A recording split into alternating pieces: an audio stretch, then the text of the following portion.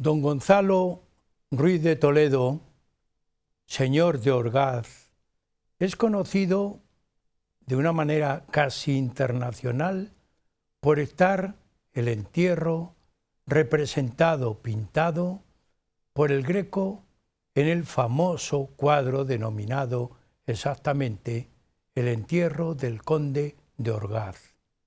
El señor de Orgaz nació y murió en el siglo XIII-XIV. Murió el 9 de diciembre del año 1323. Quiere decir que se cumplen los 700 años de su muerte. Celebramos esos 700 años. Es un personaje influyente en la vida política de Castilla de aquella época. Notable, noble, participó en los reinados de Alfonso X y de su hijo Sancho IV. Fue alcalde de Toledo, alcalde mayor de Toledo, notario mayor de Castilla-La Mancha, en aquella ocasión era solamente de Castilla, y además era una persona protectora de grandes temas religiosos, conventos, parroquias. Por ese motivo el señor de Orgaz tuvo una relación muy íntima con la parroquia de Santo Tomé. Huellas de nuestro tiempo pretende, con este programa, rendir homenaje a este personaje que cumple 700 años de su entierro y además que, como veremos en el programa, es producto, es enterramiento de un gran prodigio.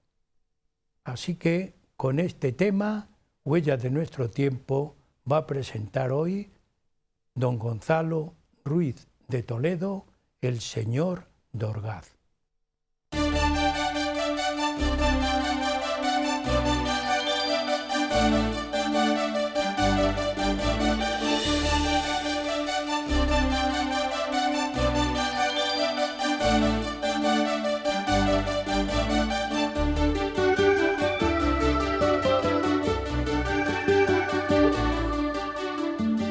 Todo el mundo conoce al señor de Orgaz.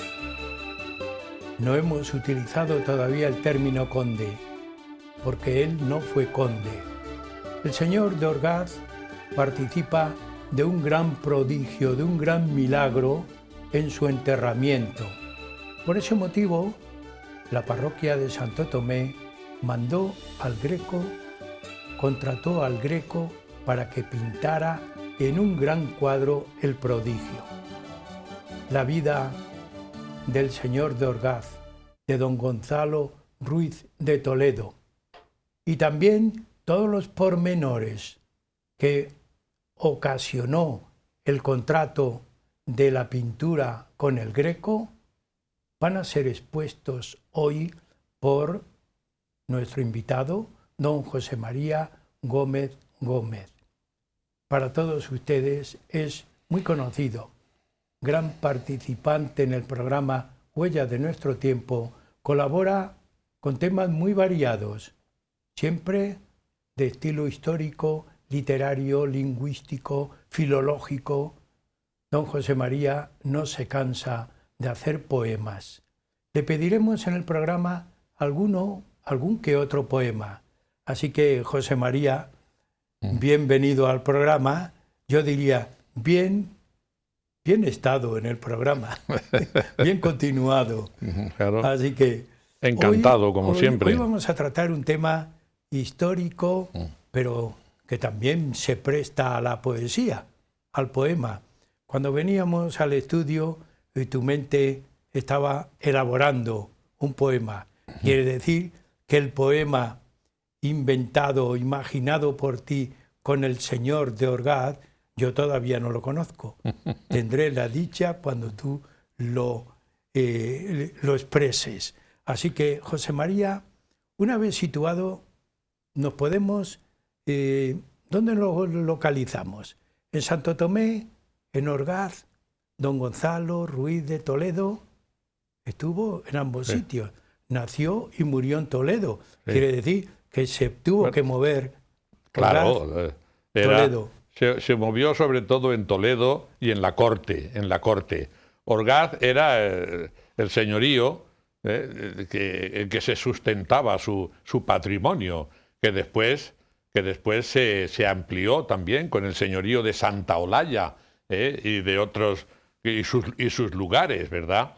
Y todo ello le proporcionó pues una riqueza que él aprovechó no para disiparla ni vivirla digamos mundanamente, sino para aplicarla a grandes y excelentes fundaciones en Toledo, de suerte que es uno de los grandes artífices de Toledo, porque él construyó a sus expensas la iglesia de San Bartolomé, construyó a sus expensas la iglesia de San Justo, construyó un hospital llamado de San Antón, y también a sus expensas construyó el convento de Agustinos, que estuvo donde hoy se mantiene el Instituto Sefarad, ¿verdad? Ahí al lado de la puerta del Cambrón.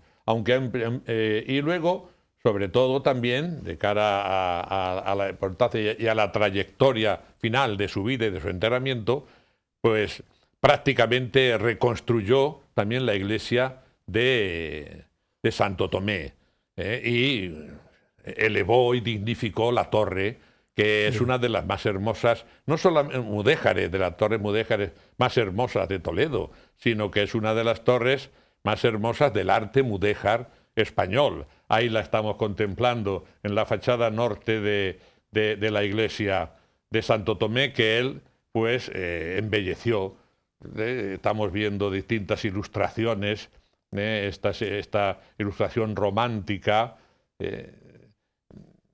son muy conocidas estos dibujos, estas pinturas de esta torre que es una auténtica maravilla del arte gótico, con sus arcos apuntados de herradura, sus arcos polilobulados, ese friso de arquitos ciegos polilobulados con las columnitas e incluso sus capiteles de cerámica, en fin, arcos de herradura enmarcados en arcos polilobulados, toda una digamos, un dechado, un muestrario de las posibilidades ornamentales del arte mudéjar, ornamentación que además pues se servía en la práctica, como en este caso estamos visualizando la fachada sur, la fachada suroeste de la iglesia, por donde se entra actualmente a visitar esa magna obra. Bien, aquí tenemos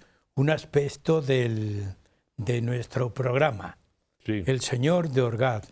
Pero hay otro importante que lo veremos en la segunda parte, que es el entierro del Señor de Orgaz y el famoso milagro que se produjo en aquellos momentos de enterramiento. Sí. Aunque no sea nada más que citarlo, porque en la segunda parte lo vas a desarrollar ampliamente. Sí. ¿En qué consistió ese milagro? Bueno, verdaderamente podemos decir que todo el sentido y toda la obra y la vida de don Gonzalo Ruiz, pues culmina en su enterramiento.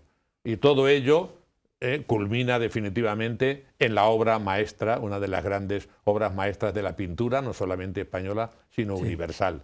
Estando en el momento de su enterramiento ante los próceres o los nobles más importantes, lógicamente, de Toledo, incluido su cabildo, no solamente civil, sino también eclesiástico, pues irrumpieron dos de las devociones fundamentales de don Gonzalo Ruiz, a los que había dedicado una de sus obras más importantes, el convento de los agustinos, convento de San Esteban. San Esteban, mártir, vestido de diácono con su dalmática, y San Agustín, vestido con la capa arzobispal pluvial, aparecen San Esteban toma a don Gonzalo, al cadáver de don Gonzalo por los pies, y San Agustín por la cabeza, por los hombros, y lo depositan en el sepulcro. Esa es la clave de ese milagro que veremos, que luego va a ser necesario certificarle para la obra que se quería hacer. Sí. Es el segundo enterramiento. Sí, exactamente.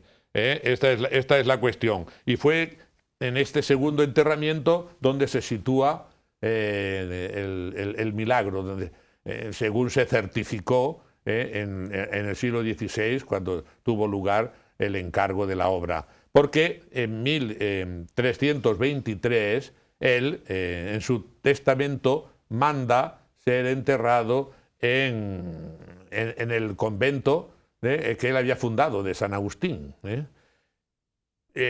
4 años más tarde, en 1327, fue trasladado a la parroquia de Santo Tomé.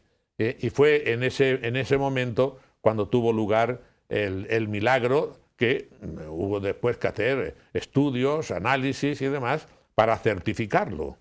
Porque para encargar, y estamos anticipando quizá alguna cosa de la segunda parte, pero para encargar la obra al Greco y dignificar ese lugar con una representación de un milagro, hubo que certificar, hacer un estudio, y eso lo recomendó muy encarecidamente el arzobispo entonces de Toledo, don Gaspar de Quiroga, porque las disposiciones del Concilio de Trento prohibían que se llenasen, que se adornasen las iglesias pues con milagros legendarios, sí, ¿verdad? Y que eran algunas veces más supersticiones que otra cosa, ¿verdad? El Concilio de Trento quiere depurar todo eso y ordena que no se incluya en las paredes y en los lugares de la iglesia pues representaciones que no estuviesen garantizadas y certificadas como verdaderas. Bien. Entonces hubo que hacer ese estudio. Tenemos las dos cuestiones fundamentales establecidas, pero hay un tema importante del señor de Orgaz, pues que era como la mayoría de los nobles beneficiados por los reyes, porque ellos ofrecían sus servicios, claro, a la realeza. Gracias a ellos, muchas veces la realeza se mantenía. Pues bien, recibió numerosos lugares, tierras, como Orgaz. En su testamento, que nos puedes hablar, José María, él establece unos requisitos que se denominan mandas. Sí, claro. Yo deseo que nos expliques el significado de ese término y hasta dónde llega el contenido de mandas. Bueno, las mandas son los mandatos, mandatos testamentarios, pues son las cláusulas que se establecen en el testamento y que, bueno, pues los testamentarios o los que luego tengan que recibir o gozar de ese testamento, pues tienen la obligación de ejecutar, ¿verdad? Y entonces, bueno, pues una de las mandas que hemos mencionado es donde él señala que quiere decalugar su enterramiento. Otra de las mandas que viene al caso, para lo que después será la obra del Greco, es la que ordena a la villa de Orgaz. Eso es una manda de unos tributos que tienen que otorgar Orgaz y sus lugares, otorgar tanto a la iglesia de Santo Tomé como al convento de San Agustín. José María, te voy a decir... Bueno, te voy a decir el contenido, para que no lo digas de memoria. Bueno, pues entonces recuérdanoslos tú, sí. Manda a la villa de Orgaz que anualmente envíe a la parroquia de Santo Tomé y también al convento de San Agustín 2 carneros, 16 gallinas, 2 pellejos de vinos, 2 cargas de leña y 800 maravedíes. En dinero, lo mismo al monasterio de San Agustín. Claro, esto era un cumplimiento muy exhaustivo Sí, y además sí. muy enriquecedor para la parroquia, ¿no? Pues sí, efectivamente. Pero ¿para qué envía esas mandas? Bueno, pues es que la parroquia pues solía tener, como todas las iglesias, pues tenían muchos, digamos, solicitantes, muchos pobres que atender, muchos hambrientos, y en aquella época mucho más. No pensemos que eso era para que se pegase el párroco No, no. un atracón de carnero cada día, ni nada de esto, ¿no? O comerse los huevos de las 18 gallinas. No. Todo eso es porque las iglesias tenían que atender muchas necesidades. Tenían que atender muchas necesidades y tenían que dar de comer también a pobres y menesterosos que se acercaban Y a ellos. también tenían Sí, que sí. decir misas por el Señor. Y decir las misas por el Señor, que exactamente. A cambio de eso, la parroquia tenía que decir las misas correspondientes por el Señor, efectivamente, ¿no? ¿Qué sucedió? ¿Qué sucedió? Pues que llegó que llegó un momento en que la villa de Orgaz dejó de cumplir esa manda. Y en esas circunstancias fue nombrado párroco de Santo Tomé un gran hombre, de los más famosos y más importantes que ha tenido la parroquia, don Andrés Núñez de Madrid, en 1562. Y ya llevaba 15 años sin pagar, sin cumplimentar esas mandas, la villa de Orgaz. Y él, bueno, pues planteó litigio con la Chancillería de Valladolid, ¿no? Y lo ganó. Y al ganar, no obstante, aún dejaron otros varios años sin pagar. Volvió a recalar, a repetir el litigio y volvió a ganarlo. Y claro, sacó muchos beneficios. Y fue entonces cuando pensó a rendir el homenaje que debía a don Gonzalo Ruiz. Y ese es el comienzo de ¿qué es lo que planeó él? Bueno, él planeó, puesto que dignificó mucho la iglesia, el lugar al que se le había trasladado era una capilla allí de la Virgen de la Purificación, que después se cambió a la Virgen de la Concepción, el título de la capilla. Y a él le parecía que era un lugar, bueno, pues estaba a los pies de la iglesia y a no ser que se fuese pues muy decididamente a ver el lugar donde estaba enterrado sin ningún adorno ni nada, pues pasaba totalmente desapercibido. Entonces él pretendió trasladar los restos a un lugar más excelente en el cuerpo de la iglesia y bueno, eso tuvo que solicitarlo al cardenal, a don Gaspar de Quiroga. Don Gaspar de Quiroga le contestó que no era justo que manos de pecadores mudasen cuerpo que santos con las suyas habían tocado. Si los santos, San Agustín y San Esteban, habían colocado ahí ese bruco, que nadie se podía atrever a tocarlo, ni nadie se podía atrever a cambiarlo de lugar. Entonces, ¿qué hizo? Pues hizo adecentar magníficamente la capilla, sí. Pues la reconstruyó y primero encargó un epitafio, un amplio epitafio a un ilustre hijo de Santa Olalla, que ya pasaba a ser también del señorío condal, que ya pertenecía entonces al señorío condal de los condes de Orgaz, que entonces ya eran condes de Orgaz. Por eso cuando pinta el Greco el cuadro, se le llama Entierro del Conde de Orgaz, porque entonces ya el señor de Orgaz es conde, pero no cuando muere don Gonzalo Ruiz, no era conde porque la villa no era condal, sino era villa señorial. Bueno, hecho este pequeño paréntesis, entonces él adecentó y tuvo que solicitar al cardenal, como hemos dicho antes, autorización para pintar el milagro, para lo cual hubo que hacer una certificación del milagro.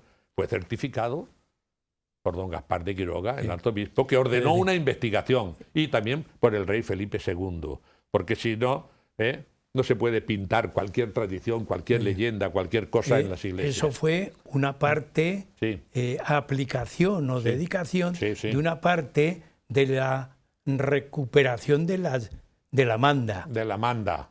Sí, ahí se dijo, sí. Y también encargó el entierro, el cuadro, ¿no? Claro, exacto.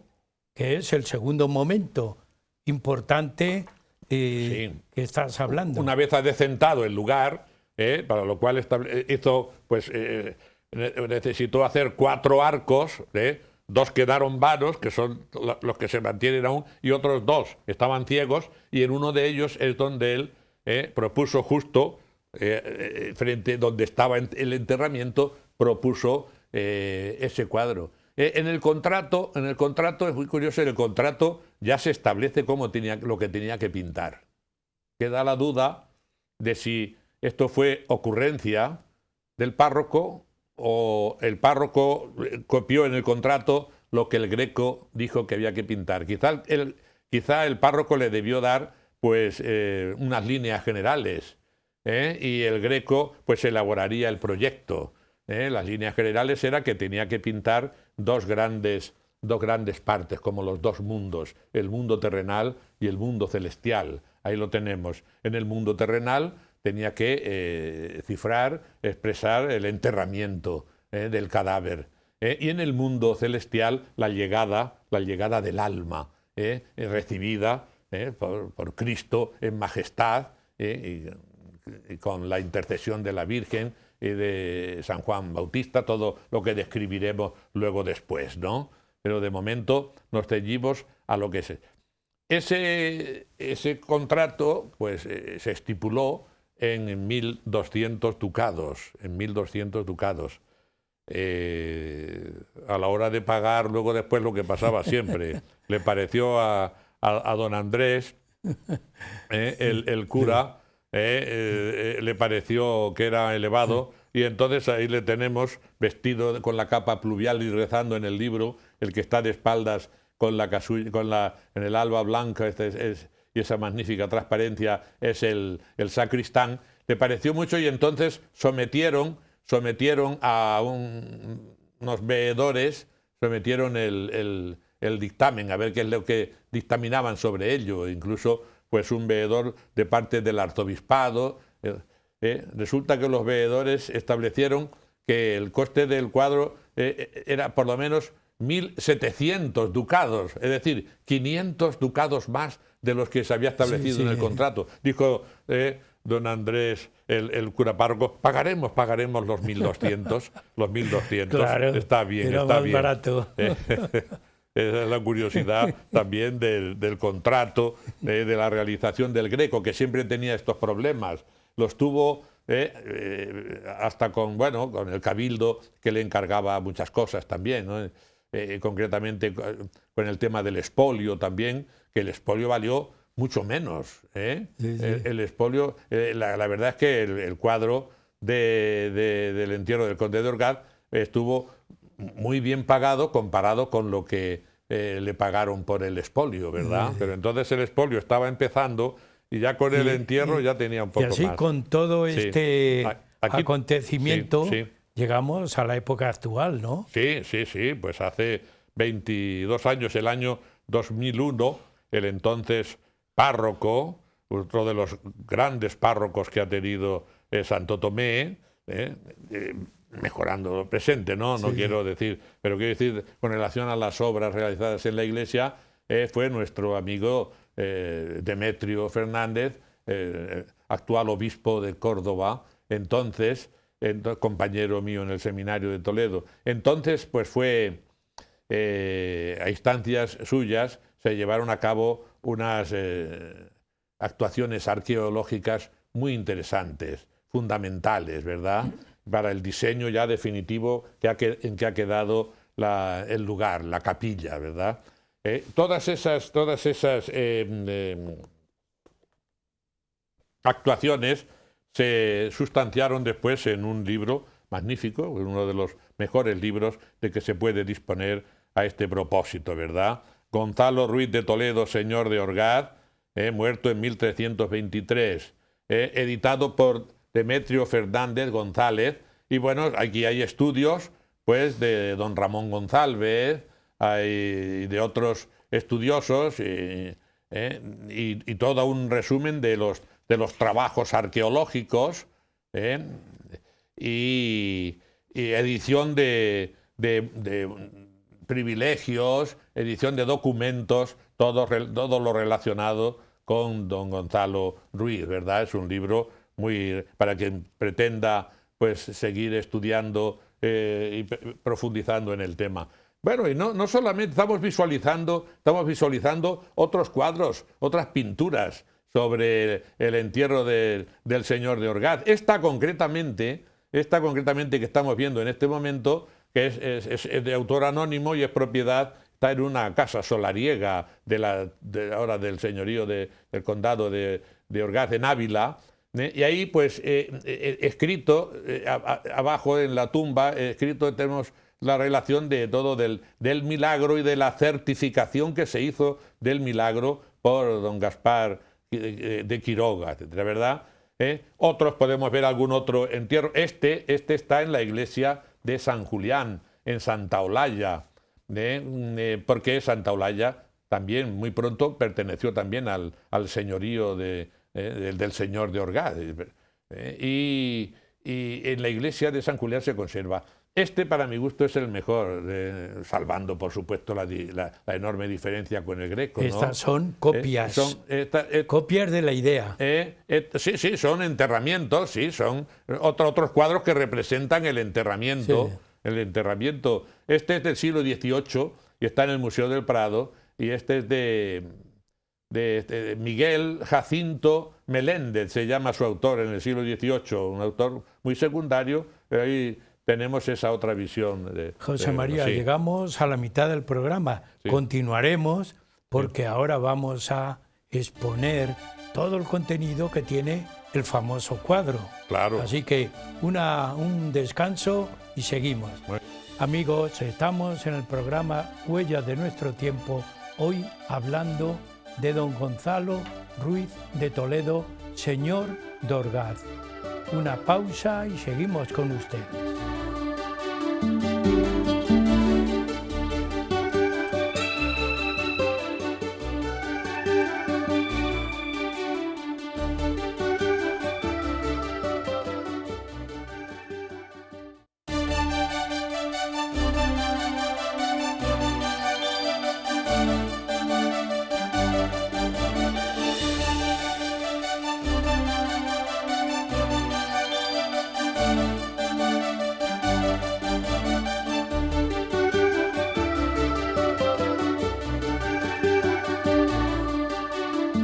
Seguimos en el programa Huellas de nuestro tiempo, que hoy estamos haciendo un recorrido histórico desde 1323 hasta hoy.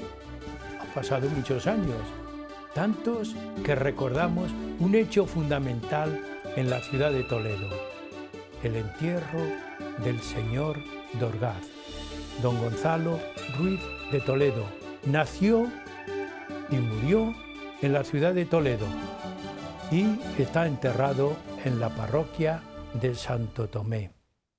Tenemos en el estudio, continúa don José María Gómez Gómez, que yo siempre le animo a que uno de esos poemas que él sueña, porque él sueña con la poesía, José María, uno de esos poemas que tú sueñas para iniciar esta segunda parte, porque yo que soy tu alumno, a los alumnos hay que moverlos, hay que animarlos, porque si no, no aprendemos.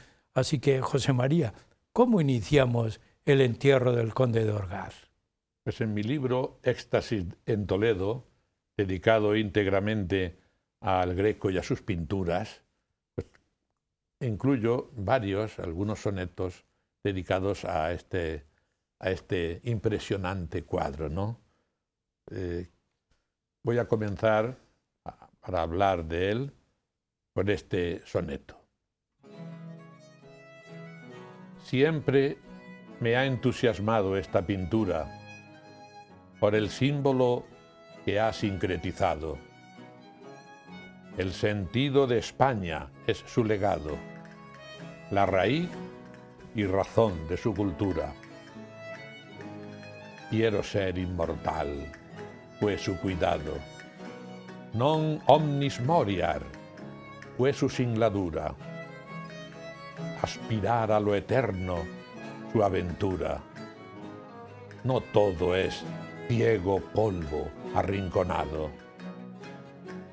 Mientras el impecable caballero es entregado al barro de la fosa, su alma asciende purísima hacia el cielo. Tal es nuestro destino verdadero, nuestro más íntimo español anhelo. Y eso profesa nuestra fe piadosa. José María, yo viendo el cuadro, pienso, cuando hicieron el contrato anteriormente, en la primera parte, hubo también litigio.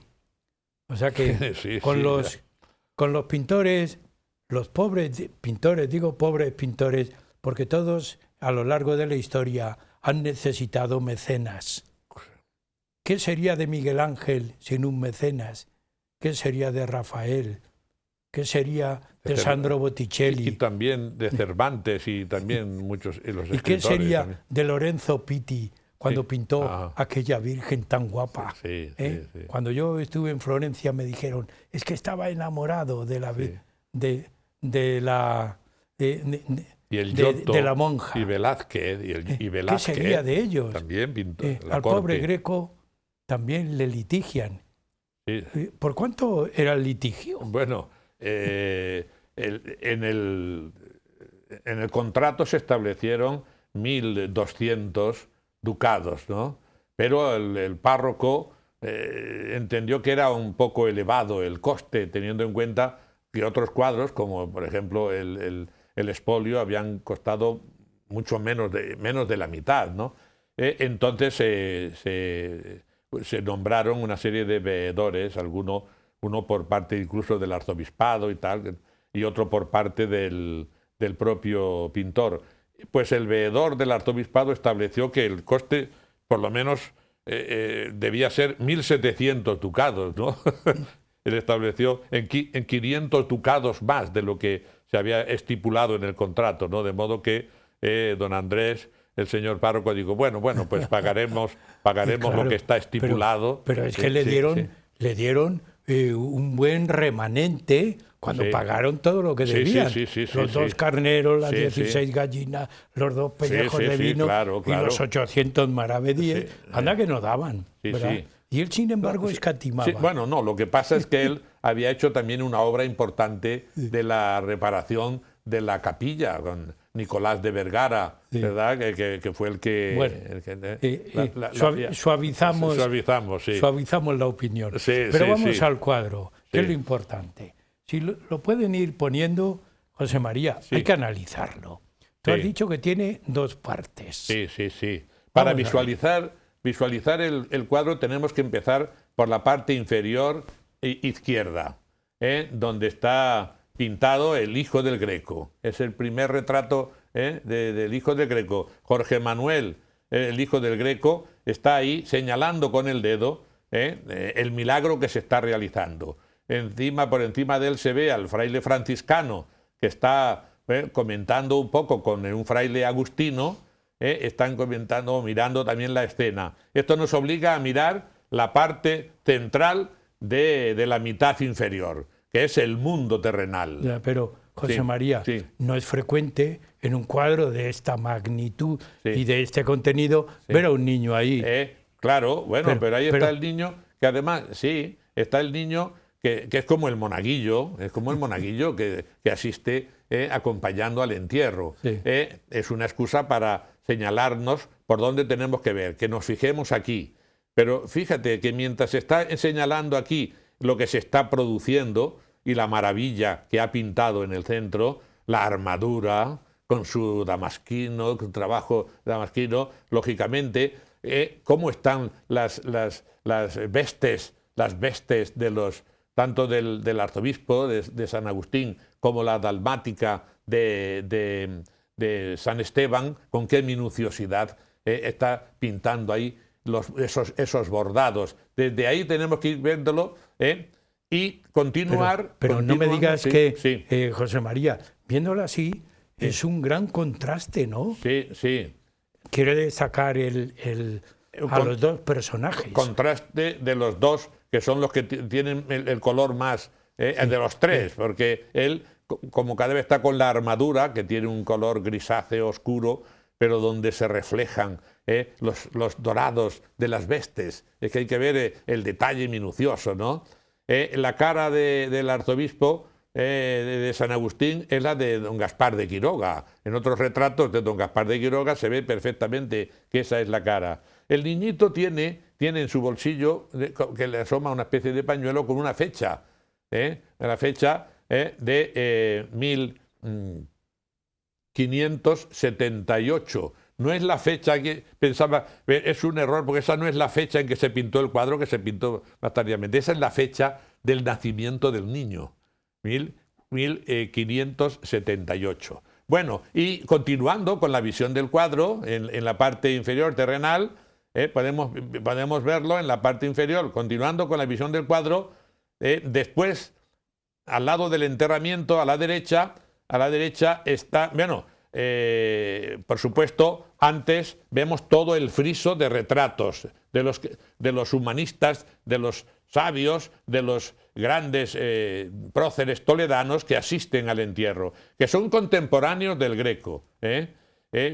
Podemos reconocerlos. Ahí está, entre otros, don Diego de Covarrubias, aunque a mí me parece que es más bien el padre Alonso de Covarrubias, porque en otros retratos de don Diego de Covarrubias, hijo de Alonso de Covarrubias, no se parece tanto. Yo creo que es, en vez de don Diego, es Alonso de Covarrubias. Y luego a la derecha pone Alonso de Covarrubias, ese es evidente que es Antonio de Covarrubias. No estoy muy de acuerdo con el establecimiento aquí de los personajes. Ahí se sitúa un posible Cervantes.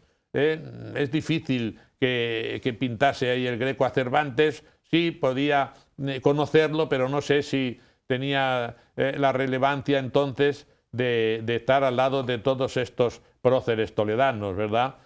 Luego, pues, podemos dejarlo para después, su posible autorretrato. Pero ya nos acercamos a la parte derecha.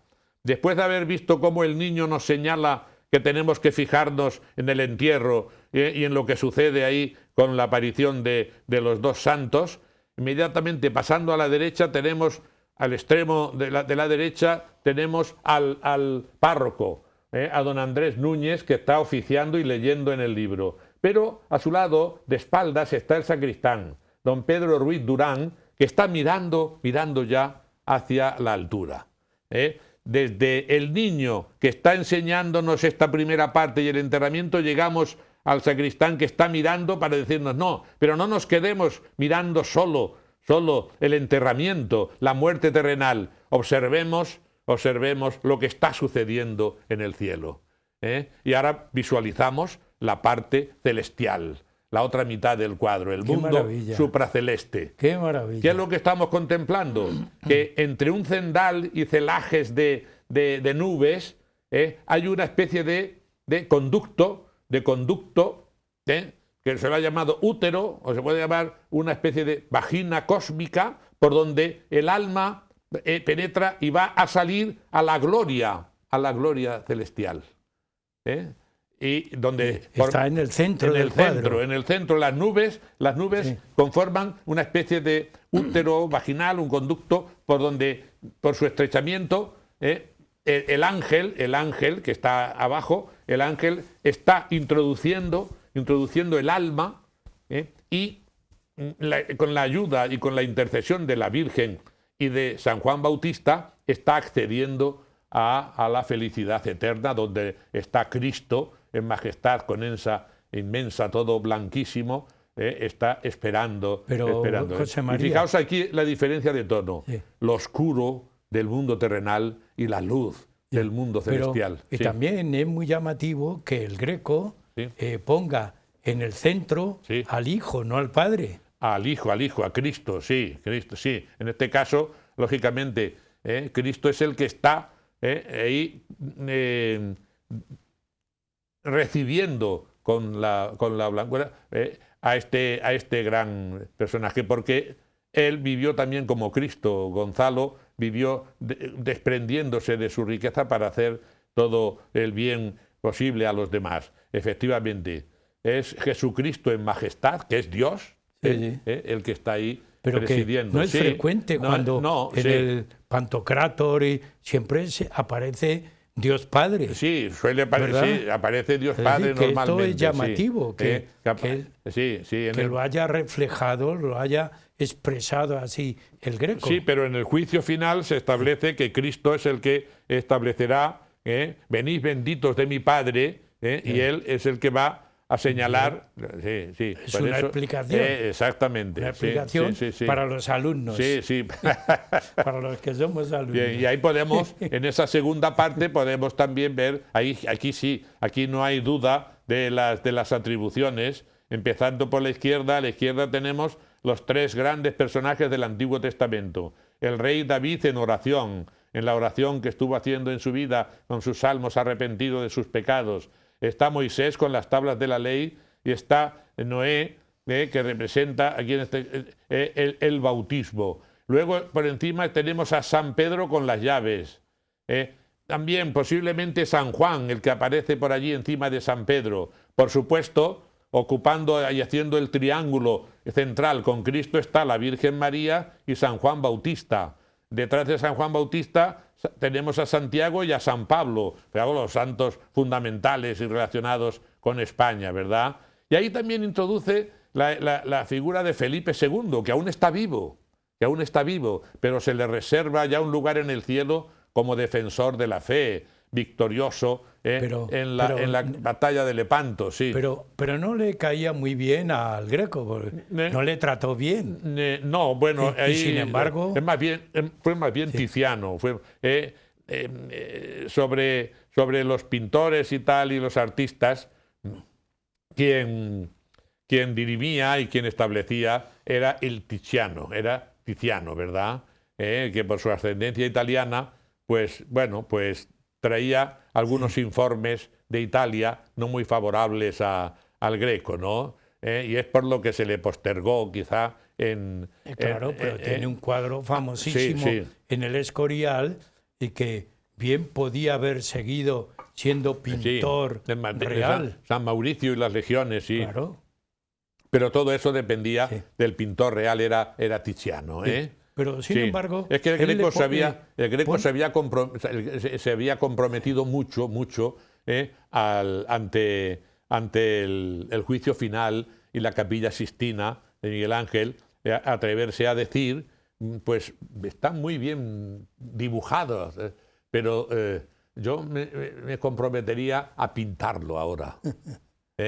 Queriendo decir que Miguel Ángel era un magnífico dibujante, de los mejores que haya habido, pero que en el estudio del color y de la luz la escuela veneciana era superior y él se atrevía a perfeccionarlo. ¿Qué estilo pictórico tiene el cuadro en general? Bueno, es como todo el Greco, es un renacimiento ya manierista. Él viene ya con esa maniera suya de distorsión, una primera distorsión de las figuras, con ese alargamiento y esos escorzos. Fijémonos, la parte superior podía ser perfectamente ya casi barroca, ¿verdad? Casi barroca. Pues en ese cambio, en esa evolución del Renacimiento al barroco, el manierismo es como mejor se ha definido siempre el estilo del Greco, el manierismo, que es un camino, es un grado más que va más allá del equilibrio renacentista. Empieza ese desequilibrio que después llegará a la apoteosis y horror vacui del barroco, pero está en ese camino entre los dos. Más entre suave, los dos grandes ¿no? movimientos. Más suave. Más suavizado que el barroco. Pintura. Fijémonos cómo estaba, por ejemplo, en la época de la Guerra Civil, cómo estaba la capilla, ¿verdad? Y ya estaba el cuadro allí pintado y está el cuadro, pues, semiprotegido por esta barricada que se ha formado en torno a él, que se salvó milagrosamente, otro milagro más que se puede atribuir a don Gonzalo en el cuadro, el salvarse de los horrores de la guerra civil. Y si ahora sirva esta magnífica imagen. Si ahora pudiéramos ver, José María, las copias del milagro, si nos las vuelven a poner para que se vea los contrastes. Claro, sí. Lo que intentaron copiar otros que no se puede copiar. Si nos pueden poner, ahí tenemos las imágenes. Sí. No, aquí falta, por supuesto, la parte superior que es la entrada del alma en la felicidad eterna. Falta, y por supuesto, bueno, ¿qué vamos a decir, no? Tiene algo más, del Prado algo es el mejor. Más mérito, sí, para mí sí, de Miguel Jacinto Meléndez, ¿verdad? Pero ahí tiene a la derecha un ángel que parece que quiere ser el portador quiere llevar del alma. del alma que camina, sí, que va a hacer. Pero el rompimiento de gloria que vemos es el arriba... único, ¿no? El único de los tres. Sí, y bueno, y por supuesto, luego los retratos de las figuras. Aquí los personajes están muy digamos, desfigurados o poco nítidos, mientras que allí son auténticos retratos de grandes toledanos del siglo XVI, ¿verdad? Esa primera galería de retratos, porque aquí están todas las grandezas del Greco. Fijaos, el pintor de esas maravillas, de esas perfecciones, los retratos, es un gran retratista. La distribución aquí en la forma romboidal, las dos figuras con el cadáver de don Gonzalo, que fijan como una estructura como de rombo, que podía establecerse como un rombo superior luego, el que forman desde el fraile hasta el párroco, ¿no? Y luego pues ese alba y su transparencia, ¿verdad? Quisiera estar ahí, he escrito yo, quisiera estar ahí entre las figuras que resumen Toledo y sus arcanos, rostros que son incendios sobrehumanos, ropas que son delgadas veladuras. Quisiera estar ahí entre las oscuras almas de los hidalgos castellanos, sostener el cadáver con las manos y volar como incienso a las alturas. Perfección. Perfección es la idea de belleza de que Platón hablaba en sus lecciones, suma divina de las perfecciones que Dios imprime en la naturaleza. Si esto es así, esta fábula lo alcanza. Perfección son las vestes clericales, los rostros en que alienta la esperanza, el empíreo y sus místicos cendales. Perfección es la ingrávida textura del roquete, la luz de la armadura que refleja retazos de la escena. Perfección es la nube que arrebata la figura de Juan serpentinata y el triángulo que es Dios. Perfección plena. José María, hay algo que no siempre se estudia y tú como poeta, como estudioso del lenguaje, si nos vuelven a poner el cuadro completo, para mí las manos tienen una interpretación, el lenguaje de las manos, que lo usamos mucho. El Greco ahí pinta las manos. ¿Quiere decir algo con las manos? Con las manos y los rostros. Las manos están patentizando, es como decir, aquí está, como señalando, están todos ellos señalando la escena. La mano del fraile Agustino, que tenemos a la izquierda, la mano abajo del niño. Entre los dos santos, la mano de ese personaje que está ahí, señalando también, y la mano del sacristán, que está mirando hacia arriba, pero con la mano señalando. Todas esas 4 manos están perfectamente, incluso una quinta que está así, que puede ser del fraile dominico, porque al lado de don Alonso de Covarrubias y de uno de los supuestos autorretratos, que ya veríamos si es autorretrato del Greco, hay otra mano, ¿verdad? Es un pintor de rostros y de manos, y a través de los rostros y las manos sabe pintar el alma de sus personajes. El alma de los personajes del Greco están en sus rostros y en sus manos. Nadie ha pintado esos rostros y esas manos como el Greco. José María, estamos en la última parte del programa. ¿Qué nos ha quedado? Pues nos ¿Qué nos queda por ahí?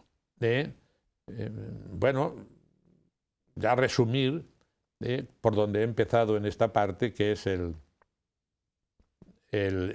resumen, la síntesis del significado de España y de lo hispánico en el mundo, que es la aspiración a lo eterno, es la esencia del cristianismo.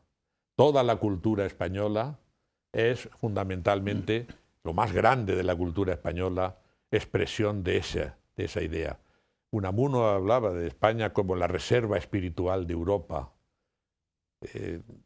Hasta en la cerámica de Talavera vemos como los tercios que luchan en Europa o combaten también en el Nuevo Mundo, es por extender la cristiandad, extender la fe de Cristo, que es la esencia histórica del arte y de la historia de España. Se ha fraguado en la defensa y la propagación de la fe de Cristo.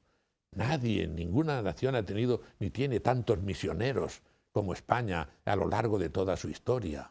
Italia ha tenido, Francia, pero no se pueden comparar en el número, en la calidad de los misioneros con los misioneros españoles. Es decir, ahí está retratado el sentido de la historia y de la esencia de España. Este mundo, ¿de qué vale la pena ganar este mundo si perdemos el alma? Aquí el gran caballero, al que entierran los grandes santos, pero ¿cuál es su gran mérito? Que su alma asciende y es recibida por la blancura en la eternidad de Cristo. En esta última parte hay una posible cuestión que nos surge una persona, un personaje que ha sido a lo largo de su vida benefactor, que ha tenido grandes medios económicos y de protección de otros. Él protegió a la iglesia de Santo Tomé, el Hospital de San Antón, el convento de San Esteban, las parroquias de San Justo que citabas y de Santo Tomé. Vuelvo a repetir, realmente puede ser un principio de canonización de este personaje, porque el milagro ya atrae en este sentido. José María, sí. Como término del programa. Sí, alguno de sus descendientes, ya más recientemente, pues incluso propuso algo de ello, ¿verdad? La verdad es que murió en olor de santidad, ¿no? Y incluso en su tiempo se le llamaba el santo. Tal era, digamos, el ejercicio constante que hacía de la caridad para con pobres, menesterosos, necesitados, ¿no? Y todo lo que hemos dicho, favoreciendo tantísimas obras pías, ¿no? Incluso pues en su vida pública, que tuvo importantísimos cargos, porque fue notario real, fue mayordomo, fue canciller de Castilla, fue ayo de la infancia de Fernando IV, el emplazado, y también de Alfonso XI, en fin, tuvo, y para nombrarle ayo, hace falta tener mucha prestancia moral, no solamente ser un noble poderoso, todo lo contrario. Ahí siempre se nombraba a personas de una gran integridad moral. Luego, pues sí, su vida además que fue coronada con la presencia de estos dos grandes santos, San Esteban y San Agustín, pues claro que podía, pero lo dejamos ahí. Eso Dios tiene los destinos si te parece, prefigurados. Sí. Lo dejamos ahí. Sí. La idea se ha lanzado, la idea está. Y siempre terminamos el programa con algo nuevo de tu mente, de tu poesía. Y algo novísimo, esto sí que yo todavía no lo conozco. Así que escuchemos y con eso terminamos el programa. Sí. Ayer, mientras me trasladaba al aeropuerto, fui componiendo versos en mi mente, ¿no? E incluso esta mañana, como has visto, he tenido que pasarlo todo a limpio y espero que sirva como colofón de esta visión de don Gonzalo Ruiz, los versos que quiero expresar, que quiero recitar en su honor y en este 8º centenario de su muerte, que tuvo lugar el día de Santa Leocadia, el día de la fiesta de Santa Leocadia, el 9 de diciembre. Y yo quiero resumir así la importancia de su figura. Gonzalo Ruiz, varón esclarecido, señor de Orgaz, de estirpe castellana, en tiempos del rey sabio fue nacido, en la prima urbe regia toletana. María de Molina, la regente, el bravo, el emplazado y el onceno lo auparon al honor más excelente de un reino en despiadado desenfreno. Notario, mayordomo, canciller, ayo y maestro de futuros reyes, el ejercicio sabio de las leyes fue su impecable, impávido quehacer. Paradigma inefable de la fe su vida fue, y de ardiente caridad. Labró la iglesia de Santo Tomé y feneció en olor de santidad. Un milagro acaeció en su enterramiento. En venturoso, abrupto rompimiento, el cielo abrió su celestial confín. Ante los mudos rostros toledanos aparecieron místicos y arcanos Esteban mártir y San Agustín. En el sepulcro, con solemne esmero, pusieron al cristiano caballero. Y mientras al empíreo ascendía el alma entre guedejas y cendales, desde las plenitudes siderales, la blancura de Cristo se cernía. Bien, José María, con esa poesía, como siempre, llegamos tristemente al final del programa, porque podíamos seguir escuchando poesías. Y muchas gracias y hasta el próximo programa, que si Dios quiere no será el último. Amigos, y también a ustedes, yo siempre repito lo mismo. Huella de nuestro tiempo, todas las semanas con un tema nuevo. No nos abandonen, no nos dejen. Hasta el próximo programa.